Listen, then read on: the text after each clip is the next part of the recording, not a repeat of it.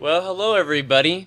It's really great to be recording again, and also this is the very first time Tasha and I are recording in our new home in Oklahoma. And we are really happy today to have one of our favorite Adventures in Odyssey writers with us, Marshal Younger. So, welcome, Marshall. Well, thanks for having me. It's always a pleasure to talk about Odyssey. Well, it's good to have you on here. Alright, so I guess we'll go ahead and ask the first question. Ladies first. Okay. When did you know you wanted to become a writer? I decided I was going to be a writer when I was in the third grade. My teacher would take the stories that I would write, and she would read them to the class in lieu of a real author sometimes, and I would love making my class laugh. And that inspired me to do this over and over and over again. I wrote my own stories. I did the Winnie the Pooh series, which was a takeoff on Winnie the Pooh. He's kind of a cool Fonzie type character, and one of my friends would illustrate it. And we had all these stories, and we would hand them out, and I just loved amusing people with my stories, and so I decided right then and there, and God laid out the road for me to make that into a career, and that's what happened. I was very blessed. Well, you eventually came to work on Odyssey as a freelance writer, correct? That's correct. Yes. When I was at Regent University in Virginia Beach, Virginia, I wrote my first script, and wrote about 5 more as a freelancer, and then they brought me on staff in 1993. And also there, you did a bit of acting too, and one of your more memorable roles was playing the young Jack Allen. So, in the episode The Triangle, and also later Prequels of Love, what was it like playing the young Jack Allen? It was fun. I still don't quite understand why they chose me to do that.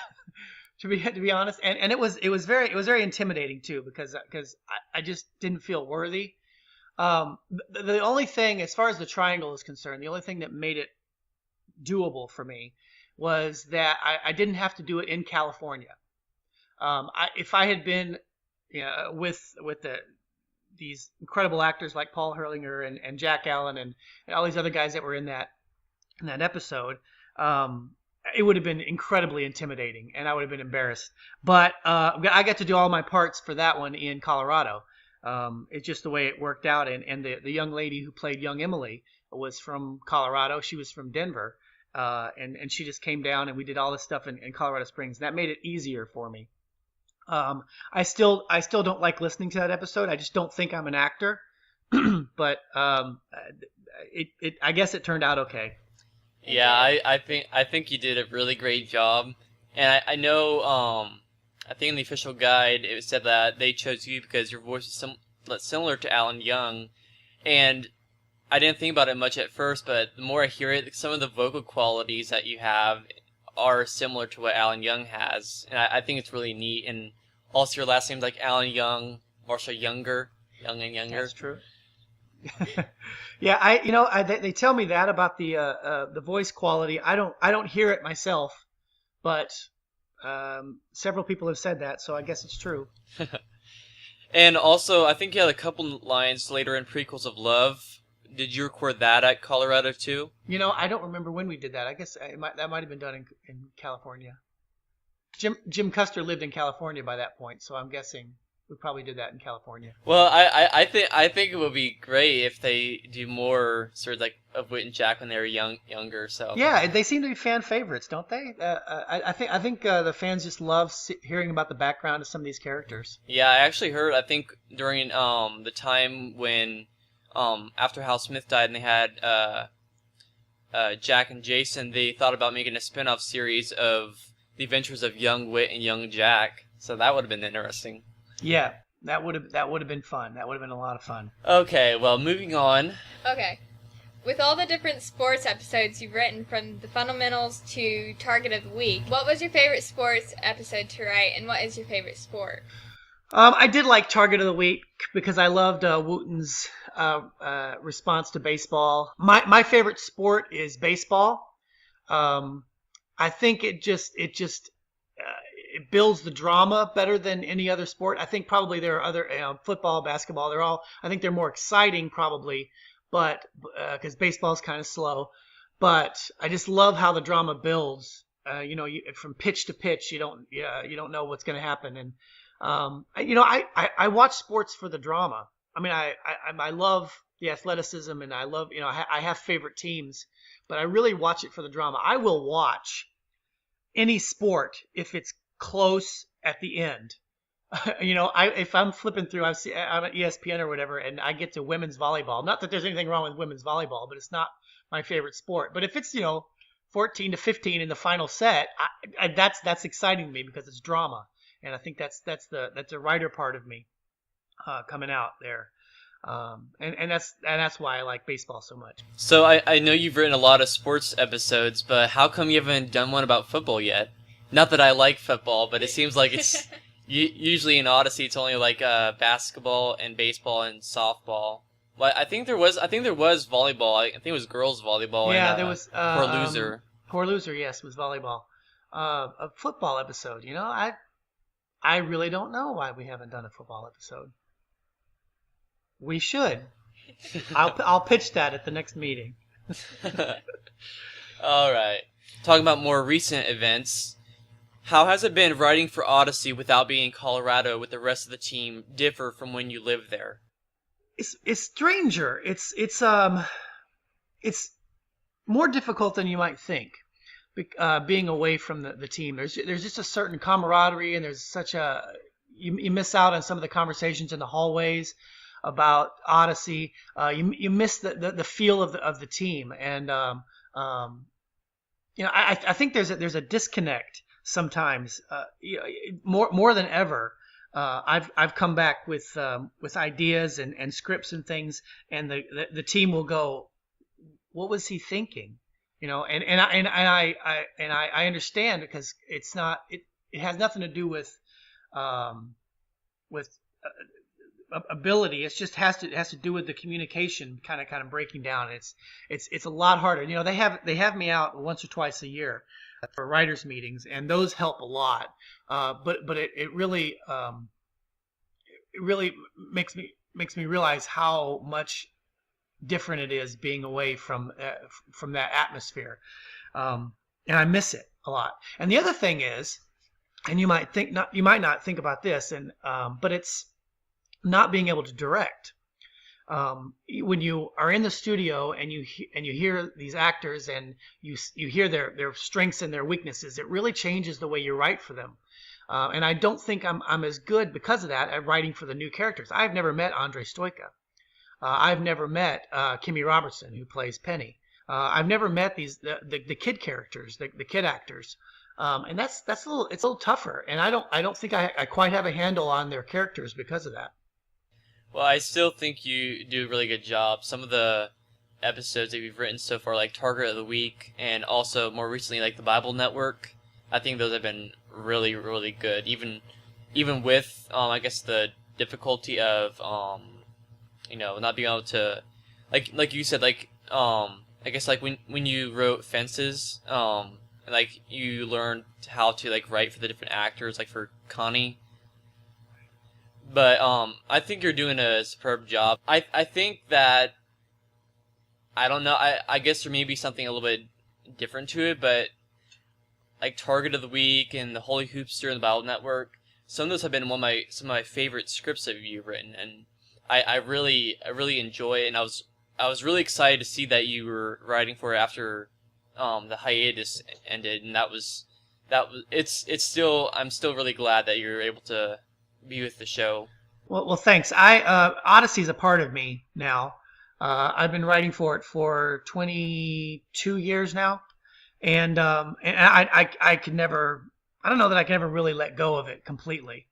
I love the show, and it's just a part of me now. So, but I appreciate what you said, Austin. That helps a lot. My turn then, right? Yeah. Okay. What happened to Kidsboro? They Focus hasn't asked me to do any more books. I wish they would. I'd love to write some more Kidsboro books. I don't know exactly how well the other ones sold. I guess not well enough to ask me to write more. But as far as the as Odyssey shows are concerned, I've pitched quite a few Kidsboro shows to the Odyssey team, and the thing is that Kidsboro doesn't quite fit into the Odyssey world perfectly. I just remember getting notes back on if I ideas for Kidsboro, and the team would ask questions like, okay, if there's so much going wrong in Kidsboro, if there's so much pressure and conflict there, why do they go? Why don't they just stay home in their homes in Odyssey? And that's absolutely a legitimate question when you look at it from the perspective of Odyssey. But when you look at it from the perspective of Kidsboro is kind of its own world. And I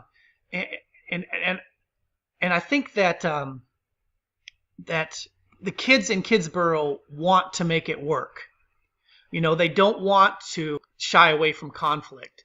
They want to have their own town. They want to have this place. They want to treat it like it's a world unto itself, but on a kid's level. But that doesn't really necessarily jibe with the world of Odyssey. And so I've kind of given up on pitching ideas about Kidsboro. I don't really think it works. But I still love the concept. I'd love to write more books. If they ask me to. Yeah, I've asked that question to Paul McCusker, and I think Dave Arnold as well. Like they said, like the different Kidsboro is like a different storytelling device, like the Imagination Station or Kids Radio. I really was looking forward to it because I think after the hiatus, there's rumors of another Kidsboro episode being made. I think you were working one on the freedom of speech. I think it was. That's right. Yeah, and that's and we ran into that problem is that the worlds kind of collided, and so we I think wrote maybe a first draft of it, but it never went any further than that. Okay. Yeah, I know, like with the Truth Chronicles around that time, and also recently, a lot of those characters that you created, like Ryan Cummings and Nelson Swanson and Valerie, they've been used in other areas in Odyssey, which I think at this point, like if people didn't know them before very well, if they didn't hear this Kidsboro episodes, I think if you guys did do more of that, they're more familiar with those characters now, and it would be I'd really love to hear that. Like I really love those episodes, and I've only read the last 2 books of Kidsboro, but I'd really love to hear more from them. Like they're more the deeper characters that we only see like just like snapshots of like their everyday life, but not like this year with Ryan and his dad. And that sort of thing. In the political stuff, like at a kid's level, like I mean, you don't want to go too political because you don't want to, I guess, offend anybody, because like some people are really sensitive about that. But I just the like basic concepts of like government, or just basically like moral ethics and how we like deal with people in our private lives and also in a public area as well. Yeah, and that was sort of the point of the books is a fun book, fun stories that deal with government and U.S. history, and trying to teach those concepts in that setting of a kid's world. All right, was the Holy Hoopster episode influenced at all by Tim Tebow? Yeah, it was absolutely. It was right around the time when Tim Tebow had done that commercial for Focus on the Family. Paul McCusker had the idea of doing a show about him, and he usually defers to me when it comes to sports episodes because he's not a big sports fan. So he asked me to write it, and I jumped on that because I'm a big fan of Tim Tebow, and just the way that he had so much controversy surrounds him, and he's so much negative publicity around him sometimes, and he doesn't care. And he says what he believes, and I have so much respect for that. That he held on to his beliefs even in a difficult situation where he was lambasted in the media, and also to be a football player in that whole in the whole scheme of things. That's hard enough, trying to do your job while all this is going on. And he did it well. He won a playoff game with Denver, and he's not. I don't know that he's given enough credit for that. But yeah, that show was based on him and all the stuff that he went through. Yeah, and I really like that episode a lot. I think it gave Ryan Cummings, even like on the radio side, even more of a heart, and like people got to like connect with him a little more. And also I really like how he used Jay as like as that negative media, which I thought was hilarious because I've seen the two like people bombarding him with like questions about his morality or like is God in sports or anything like that. I thought it was really funny because Jay's always funny, but he's that kind of friction that was needed. I really like that. And also a lot of us fans were really happy when you mentioned Lightning Livingston back from Heroes, one of the very first Odyssey sports related episodes. So that was really cool too. That one was a football episode originally. So that would have been our first football episode, but it ended up being they felt like it was too much of a parallel with the Tim Tebow thing, so they had me switch it to basketball. There's a football game in Easy Money too. Forgot about that, but that's not really a football. It's not really a football episode, but it does have football in it. Yeah, I think in I can't remember the episode. It's in album 40. It's when Aubrey Shepard's trying to witness Seth Young, and Seth plays he plays football with Nick Mulligan. Oh, okay. But it's only like a short part of that episode. Okay. Football is represented. It's a sport. It is a sport in Odyssey. It's just not. It just hasn't been the central sport of any episode. Was the Bible Network modeled after Hidden in My Heart and The Devil Made Me Do It? I don't know that it was. I necessarily wanted to repeat that. I just like the idea of if you have a topic like Bible study as it was in the Bible Network. If you have a topic and you have different aspects of that topic, it just seems like it's a fun way to do it, to just make fun skits. And there were 4 based on the verse in 1 Timothy about it being applicable for training in righteousness and those 4 things. There were 4 things in that verse. It only ended up being 3 because we had to cut a scene and to cut an entire skit. But I just like the idea of, okay, here's this topic. Here are these 3 different aspects of that topic. Let's do a skit per aspect. And that was the same thing that we did with Devil Made Me Do It, and that's the same thing we did with Hidden in My Heart.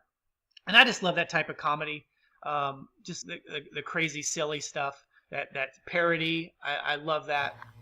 Yeah, I was really happy when I heard it was like that, and right now it's one of my. It's probably in my top 20 favorite Odyssey episodes. I was laughing so hard when I listened to this episode, especially the Bible boot camp. Me and Austin actually looked up some of the verses and to figure out what they were, and oh my, it's pretty funny. Yeah, we didn't hear it when we first hearing it. We didn't do that, but when we got ready to review the episode for our podcast, I wonder what those verses are. And so we're going back and forth, and it's like, oh yeah, that is pretty funny. It's like you have to dig a little deeper in it, like. You learn more about the Bible, but you're also getting the joke a little bit better. So I know like you parodied different shows like Hidden in My Heart and The Devil Made Me Do It. What game show was Who Wants to Be the Real Sheep? Was that Who Wants to Be a Millionaire? No, I think it was just game shows in general. Just like the the one about in the apartment was a CSI. And then the one that didn't make it was actually a parody of sitcoms, just sitcoms in general. So it wasn't a specific show. I don't think I ever had anything like that in mind. And what about Bible Boot Camp? Was that like just a completely original idea, or just like? I think it was just reality shows. It just sounds like it would be a reality show to me that you'd see on. Well, something called the Bible Network. Yeah, I think that ended up being like the longer skit. And I think it could have easily been like a whole episode, and that would have been really fun. Well, you can overdo things too, though. So I think it probably ended up being the right length. Yeah. All right. What has been your favorite script to write since the hiatus? Which meaning the second hiatus, Adam 51 to the present. Okay. I really enjoyed doing More Than a Feeling. I liked the dynamic between Eugene and Katrina in that one, and I liked writing the song that they heard. I always like doing silly songs. And then there's another one that hasn't come out yet. It's called All by Myself, which I believe is coming up in the next album. And the main story, I think there are two storylines. The main story is that Wooten is quarantined because he's sick, and so he has to be by himself. And Wooten, being an extrovert that he is, it just drives him crazy. And I think it was just an opportunity to say, okay, I'm gonna write this for Jess Harnell. Let's just let him go crazy with it. I did not get to be in the studio when it happened, but I think it would have been hilarious to hear what he did with that show. And I think it's gonna be a really fun episode. Called All by Myself is what I called it. They sometimes change these titles before they come out, but that's what the title is right now. Yeah, I think that's an episode that's coming out in the Odyssey Adventure Club, I think. Okay. Yeah, but it hasn't aired, or I think it's either next month's episode or the month after that. In Repent After Me, there are two characters named after some fans in the AIO community. Was that directly intentional? I cannot take credit for that. When I handed it in, I don't know what names I used, but I believe Nathan Hubler changed those to you guys on the fan sites.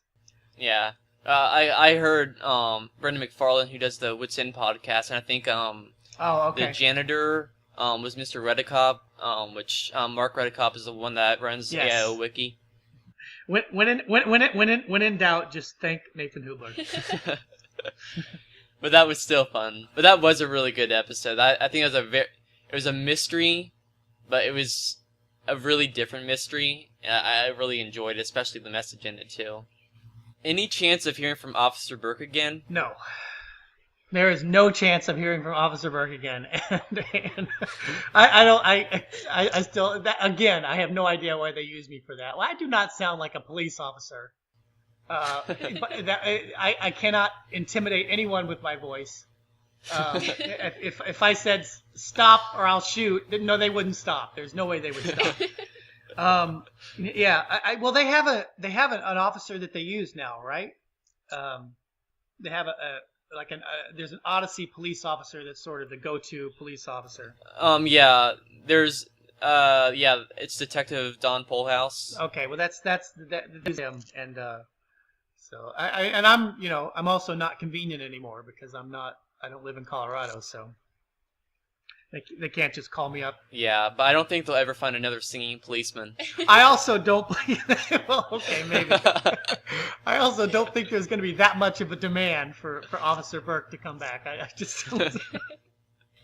But you did a really good job singing You Have the Right to Remain Silent. That was a fun song. John Fornoff did a fantastic job with that. He did with that whole show. Okay. My turn? Yeah. Okay. How did you start working on Lamplighter Theatre? Mark Hamby, who is the guy who is the head of Lamplighter Publishing, he was in town in Colorado Springs. I believe he was doing something at Focus, and he had this idea for a while, and he got in touch with John Fornoff, and he got in touch with me. I think he got in touch with us separately, and we both talked to him separately, and then we talked to him together, and he decided pretty soon after that he was going to use John as the producer, at least at first, and then to use me as the first writer of the first couple of episodes. And at the time I had just lost my job at Focus. This was in probably early 2009. It was right after I got laid off. And so I needed, it was such a blessing because I needed freelance work. And this was such a great project. I just love the coolness of these books that nobody really hears of. and the way that the way that they're told is so different from what it is today. It's a real challenge also to adapt them to a modern audience. So I love the project, and John Fornoff has done a fantastic job with producing that and directing that. They're not doing as much production now as they used to. They did a whole bunch in one year that year, but now money situations they've cut back on production, but it's still going on and it's still going strong, and it's a great product. I'm proud to be a part of it. Yeah, I was really excited when I heard that you had written the first one. The first one I heard, at least part of it, I heard Sir Malcolm and the Missing Prince. That was the first one, yep. Yeah, and I think you wrote or adapted The Hedge of Thorns, I think it was. Or what other ones did you do? I did a Basket of Flowers. I did one called the... Oh my goodness. I can't even remember now. That's a strange title. Yeah.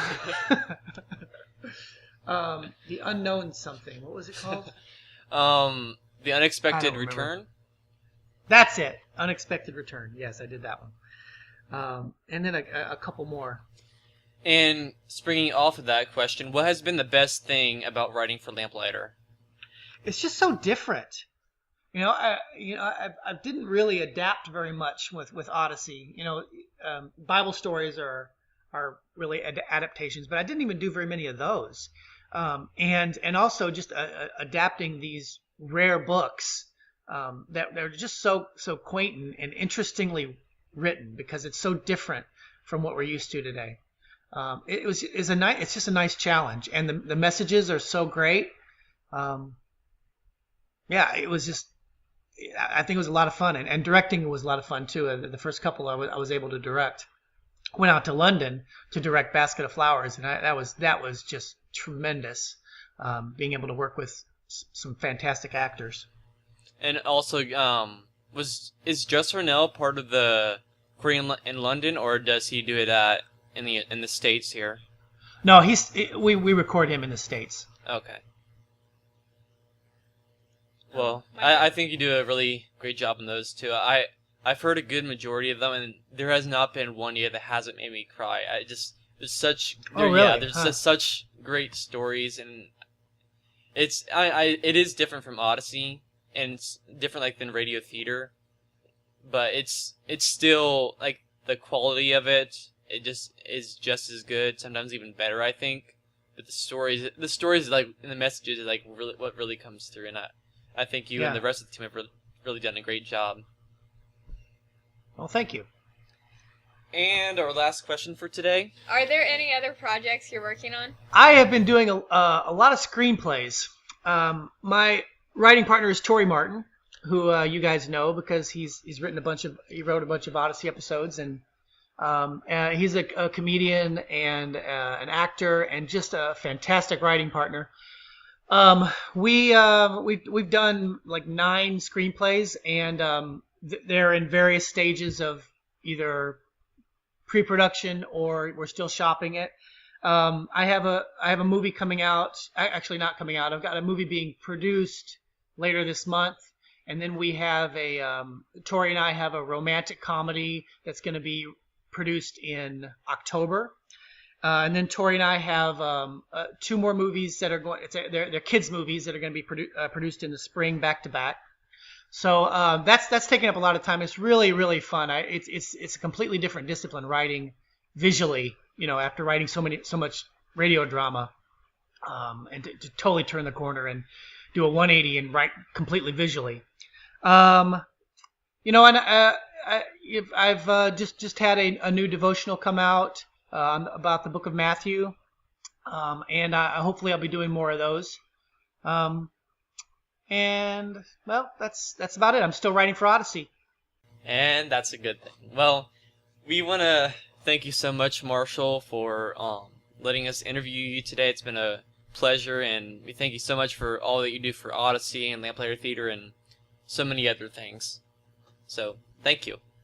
Well, thank you for having me. None of this would be possible without the fans, and I tell people all the time just how rabid and how loyal you guys are, and what a tremendous blessing that is. So I thank you guys for staying with us, and for loving us even through difficult times. The hiatus, was a long time, and I appreciate you sticking through that. And anyway, we love you guys. We really do.